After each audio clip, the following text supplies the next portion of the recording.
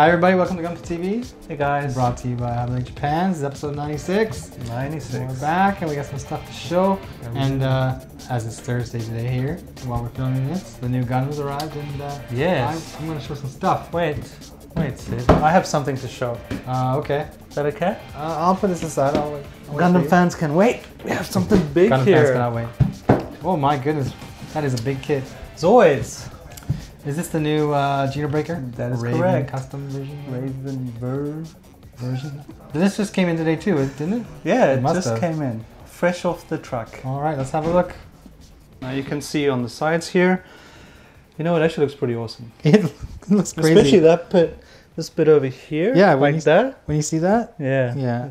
How many pieces are in this model? If I was going to do this kit,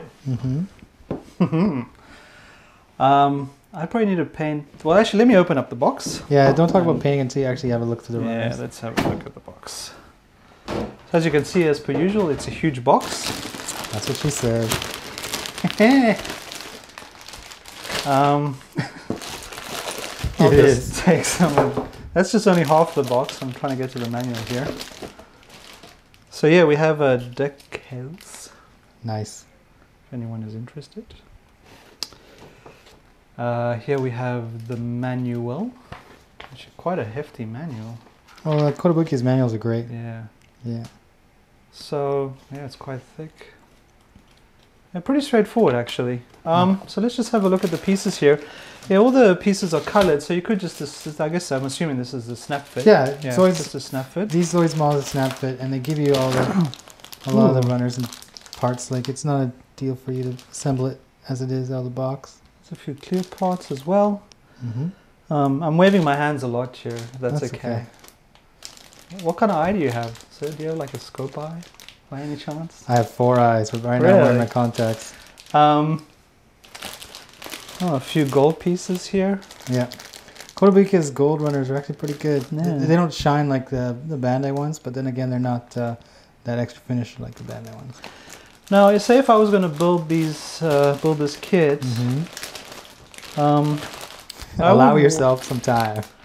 Yeah, and also, I would probably want to spray a lot of these pieces on the runners. Check out those shields. Just to get kind of like a, not as like a plastic effect. Are you actually planning on changing colors? If you I were to wouldn't build change this, the colors. I would rather just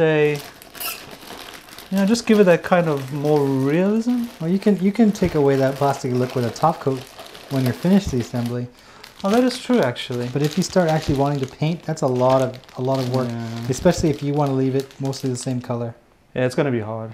I don't even know if we have some of these colors. Okay, as you can see, I've got a pile going on here. It's like Christmas. You open Is the that Christmas the box. thing? The Zoid core? As you see, I know nothing about Zoid, so I called it the thing. So that's sorry. right. It looks like a thing. Yeah.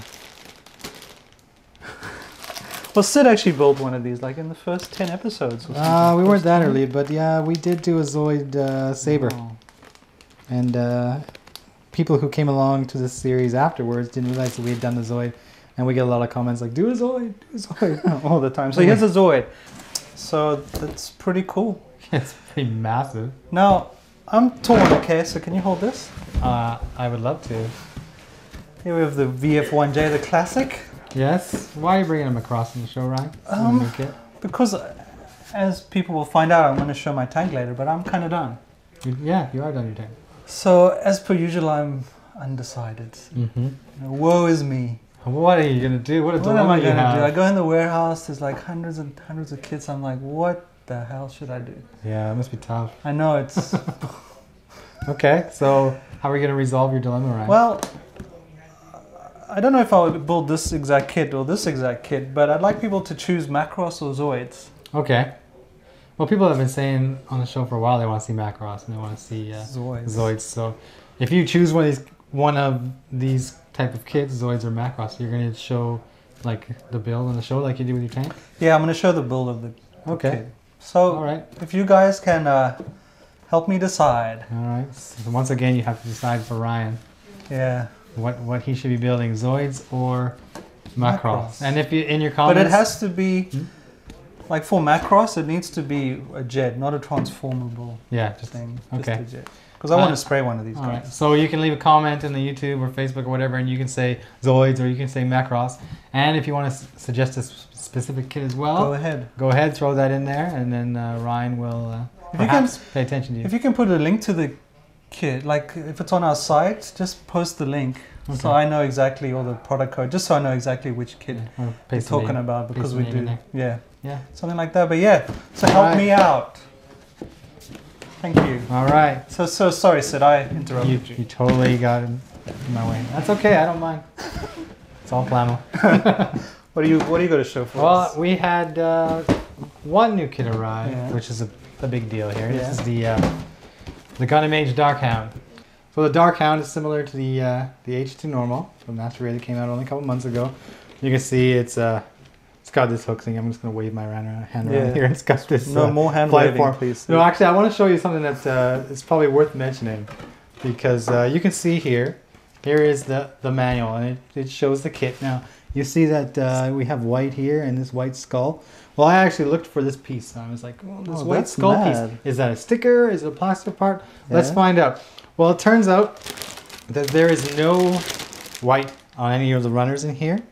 Right? You can see we got the black, and other than the black, you get you know, the grayish color from the frame for the most part.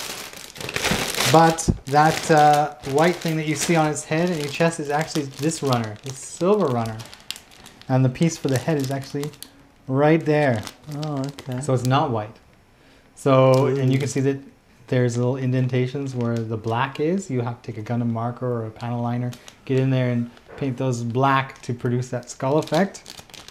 I wanted to point that out to everybody. This is a chest piece that's white on this shirt. It looks white to me anyway. Hold on, let me just get to there.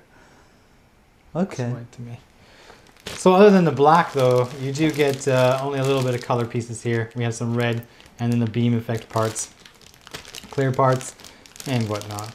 And one thing I actually thought was kind of cool, if you look at this little thing here, like the pirate that it is supposed to be, it's got that little eye patch. That little eye patch actually moves. Oh. You can like take it off and put it on. It's meant to be that way. There's some shots in the box without it, which is pretty cool. And then of course, Bandai's always getting better marking stickers. These realistic type stickers, similar to the ones found in the real grades. They work really well now. So there's the Dark Hound for you. All right, so there's the Dark Hound, you know, the cool version of the AGE-2. I'll put it out of the way. So also I got this stack of stuff here. Yes. This stuff. Now, this stuff is the Bandai's Bandai parts, MS parts, what they call. This is accessories for your Gundam kit, aftermarket parts you can call them. Now we got the next batch today. Oh, very so nice. allow me to show these to you. We have the MS Thruster 01. And we have the MS Blade. Now these are V-fins and antennas. You can see that they got the Zaku type antennas and the V-fins. They come in a small size and a big size. So you can go 1/144 scale and 1/100 scale for your Gundams. They have different versions in here for you to choose from. And here's the MS Tank. These little fuel tanks to go in your back of your Shinanju or your Hayu or whichever kit you're building. There's actually a lot of good detail I saw in there. They're really cool. And then we have both in 1/144 and 1/100 figures. Little guys. Little guys. Now, I mean, for the longest time, Bandai was including figures, mostly in the MG kits. You'll get at least one figure, but they're always either sitting in a pose that will go in the cockpit, or just standing there with their holding onto their helmet or whatnot. Now you get a variety of different poses. Oh, yeah. There's even a girl with a miniskirt. There's a schoolgirl. There is. This is the one. It's the AKB-48. So you get the pilot girl, and various poses from the maintenance crews and whatnot. The pilot girl has a skirt. Of course, it's Japan. You can't. You can't work on a giant flying robot without wearing a very short skirt. Okay. So I gotta keep these over here. Yeah. And get it out of the way, because Ryan, you said you're done your tank. Yeah, I'm done with my tank. So let's have a closer look. I want you to show your tank. So Sid, I'm done. And it looks fantastic. I Thank you. I put on a few decals. Water slides now. Mark softener and all those things. Don't forget to do it. Yeah. I maybe was a bit, how shall I say, a bit cocky after doing that pink plane of mine with hundreds of decals. I just assumed, this is easy. No but problem. I haven't done it in a year. Okay. So my decals are working out. Another thing I must point out with this kit, it actually comes with a few different versions of decals for different camo types. Oh, okay. And a few different kinds of numbers as well. So you actually have a large selection. I don't actually know this tank from the anime, so I don't know which number means what, but you can see here, it's the 144th. The part I particularly like though is like, you can see I messed it up a bit here, but you actually get these red decals. Yeah, to put around that's the what I vents. noticed when I saw it first too, those red decals. So that's awesome. Yeah, those look good. There's also a few caution stickers to put around. As you can see, I have my guns. Yeah. All ready for action. I'll put this guy back on here. And as you know, when you really want something to work is when it doesn't. You gotta be careful. There we go. Okay, now on the back, I actually really like the back here. Yeah. Yeah, it's just the decals just, I don't know, add something magical. Oh, and I did weather it. I did use panel lining, the ink that you actually drop into the lines. Okay. And then I just used a Q-tip with alcohol and just kind of spread it around just to take a bit of the edge off it. And then I put a finishing coat on it as well, a flat coat. Some more decals you can see over here. And you have a few different versions. You have one with like 2 arrows. And so you can actually do a lot. I also put it...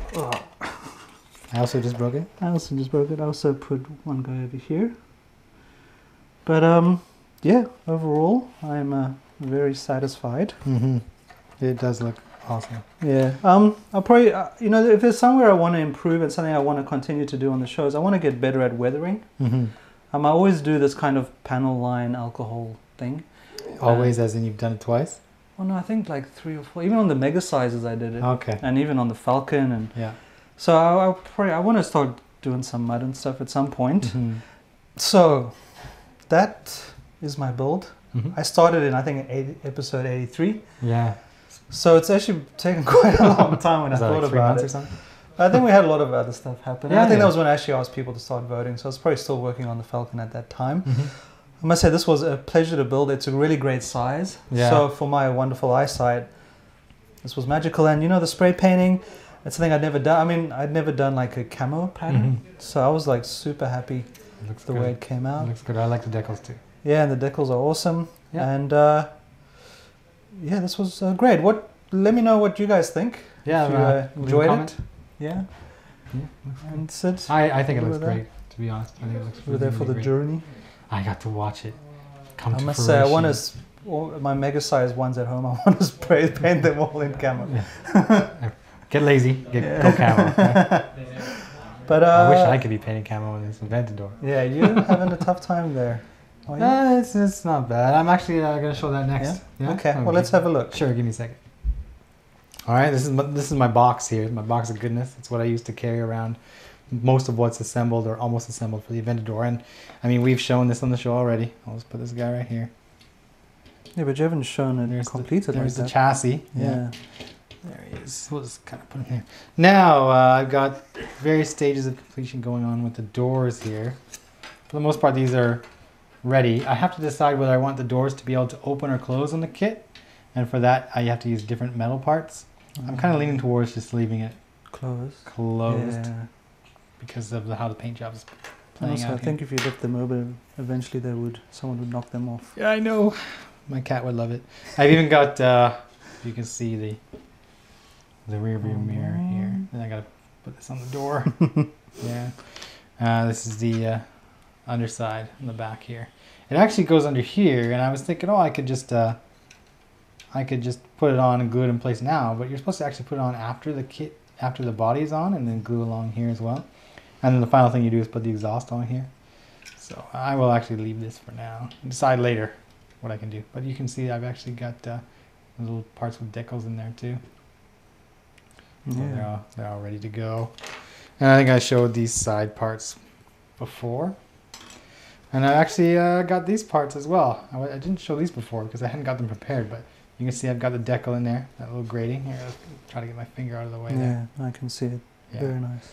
So these actually go on the side of the car, and I'll show you with this one. I've actually got it. Here's the body. Here's what I've done so far. Very cool. Very careful. The window is in, but it's not glued in. I haven't done anything with that yet. I'll worry about that last.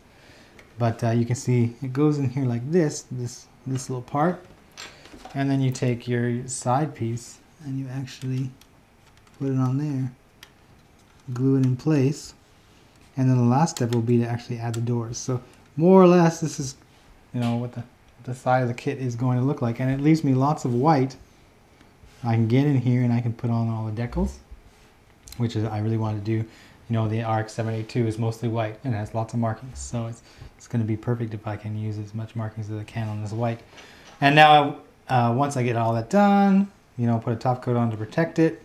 It's just a matter of dropping it onto here. But I actually wanted to comment on a mistake I made before I do that. Now, I was gluing in these little details here, and you can see they're black. And the manual says, oh, these are black, and you got to then glue them in place. But I'm finding that due to my lack of experience with cement, that I'm getting some glue onto the paint, and the paint is starting to smear. And I actually accidentally dropped this small black piece when I was trying to put it in there, and it actually got on the red, and now I'm crying myself to sleep every night because it's ruined. What I think I'm going to do to solve this issue, because I can't really mask and spray anymore, is I'll just use the Gundam marker. A good idea. Because I'm using the Mr. Hobby color, which should be the exact same color. If I touch it with Gundam marker, I should be able to fix it. And then any of these little lines in here, I'm actually going to panel line with black, like I would a Gundam. And that'll take care of most of these errors. But this one it's going to be noticeable up close for a while. And I'm kind of sad panda. Yeah. Actually, on the camera, it's quite hard to see, but I'm not sure if once you see it on full screen, if you'll notice it. Okay. But, well, for myself, because I stare at my mistakes relentlessly. It's like a big I can see something. Black. I can see something. Anyway, once I get all that fixed, you know, get everything on there, will be just the next step will be just to kind of drop it on here. And I'm curious to see how it looks, so I'm going to go ahead and do that right now. Right? Drop it on there. It's looking very good. Line these in here. I can't really put much force in here. I don't want to pop any pieces off or anything crazy like that. But yeah, more. Oh, I had it. I had it. Gotta make sure I can do it at the right angle. I can see it, but you can also see it. Yeah, this will be good enough. I always just test fit before I start gluing, just so I know exactly what it's supposed to be. And then the doors, as I mentioned, would go. Yeah, that is looking really... So more or less, you can visualize what it's going to look like at the end. I mean, plus some markings. But there are a couple surprises I have in store to Gundamify this a little bit more. So I'm not going to talk about them yet. I'm actually going to show them once they're done and completed. It's the last step on the model, as I planned it anyway. And a little bit of a surprise everybody can look forward to, and I hope they appreciate it. But for now, that's where I am. And I'll take some photos, so if anyone wants to see close-ups, come to Hobbylink TV. Yeah, sounds good. Sweet. All right, so let's move on. So that's more or less what it's going to look like. And I'm going to have to take this back home now and start preparing to do the decal work and clean up some edges and stuff like that. Last the painting.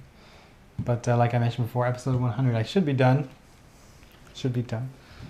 And we'll be ready to unveil it then. I think it's looking phenomenal. I really think it's great that you decided to go with the Gundam colors. It's such a different take on the vehicle. It has a coolness factor to it right now, but there's still plenty of time for me to totally screw it up. Well, I think it can only get better. I mean, once the decals are on and everything, I think it's going to be sweet. Just waiting for some good paint weather.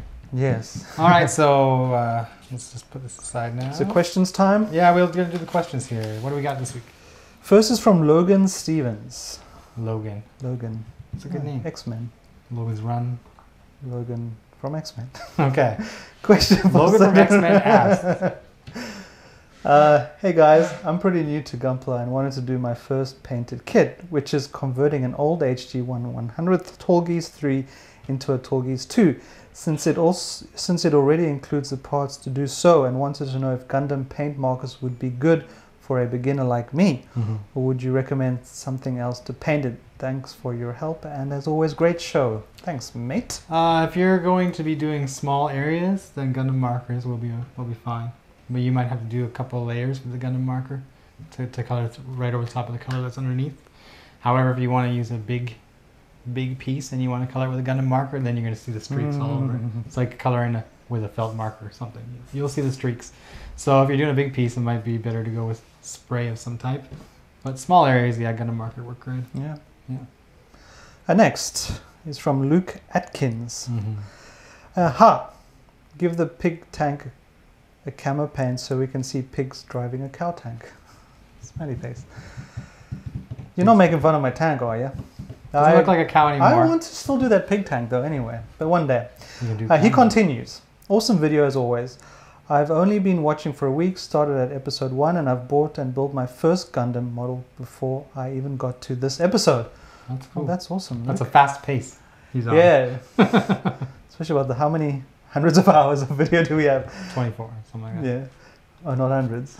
Hundreds of almost 100 episodes. And he says, thanks for the great work, guys. You continue to inspire. Well, thanks for the comment. Yeah, awesome. I'm glad we can inspire somebody out there to take up the hobby. Yeah. That's why we do this kind of thing. Because it's fun. Makes me feel all warm. Warm. It's fun. That's why we do it. Cold we want other people winter. to experience that fun as well. Yeah, it's awesome. Yeah. I must say, since I've started, I've really enjoyed it. So. Yeah. And next is 222 Lone Wolf 21 hours ago.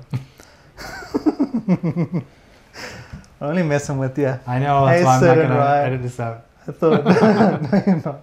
Hey, Sid and Ryan, I thought of another living in Japan question the other day. You mentioned teaching English in a previous episode, and I'm wondering what this was like as a job.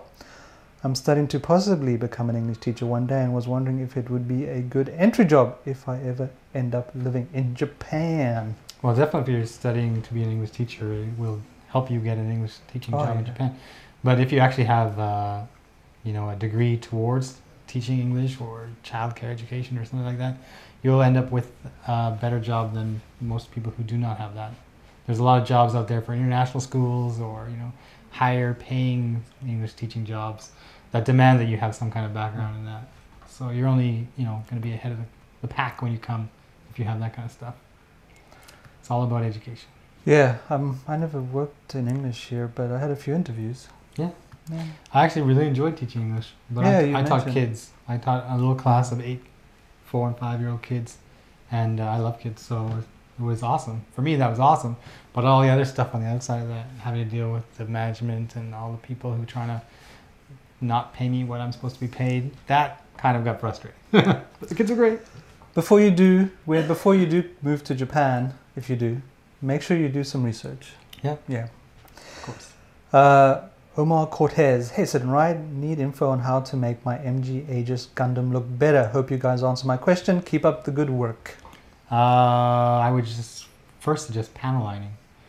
With the Aegis, there's a lot of like little details, especially in those large pieces on the back, that big back fin or whatever it has. There's a lot of little details in there, and if you dry brush or you take a Gundam marker, like we've shown with the Q-tip and stuff, you can bring those details out. That'll help.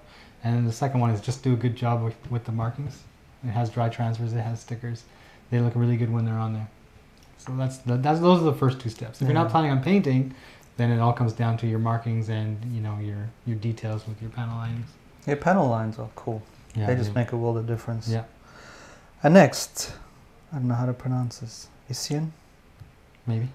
Sid, what's your job in HLJ? And Ryan, I don't think you are doing martial arts right now for a living. Okay, Ryan, you go first. What's your job in HLJ?